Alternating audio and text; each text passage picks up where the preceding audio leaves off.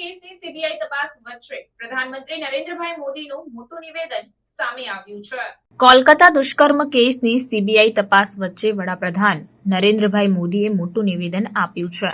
તેમણે કહ્યું હતું કે મહિલાઓની સુરક્ષા સુનિશ્ચિત કરવા માટે દેશને તેમની સામેના ગુનાના કેસોમાં ઝડપથી નિર્ણય લેવાની જરૂર છે। આ દરમિયાન દેશના મુખ્ય ન્યાયાધીશ ડીવાય ચંદ્રચૂડ સહિત સુપ્રીમ કોર્ટના ઘણા વરિષ્ઠ ન્યાયાધીશો હાજર રહ્યા હતા।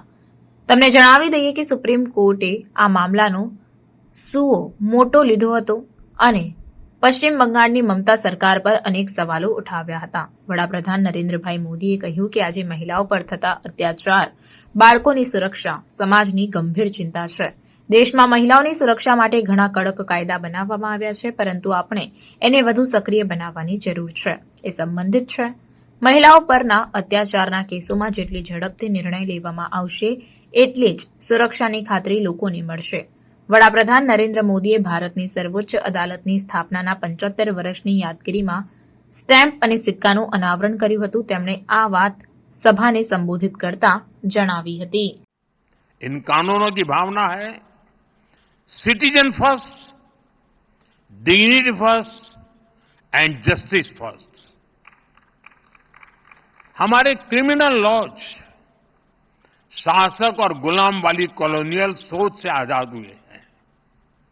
सेडिशन जैसे अंग्रेजी कानूनों को खत्म किया गया है। न्याय संहिता की सोच नागरिकों को सजा देगा, यही एकमात्र नहीं है, लेकिन नागरिकों को सुरक्षा देना भी है। इसलिए एक और महिलाओं और बच्चों के खिलाफ होने वाले अपराधों पर सख्त कानून बने हैं।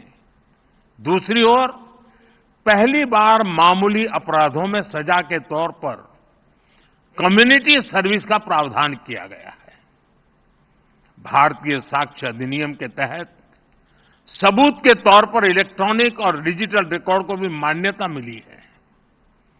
भारतीय नागरिक सुरक्षा संहिता के तहत इलेक्ट्रॉनिक मोड में समन भेजने की व्यवस्था बनाई गई है। इससे न्यायपालिका पर पेंडिंग केसेस का बोझ भी कम होगा।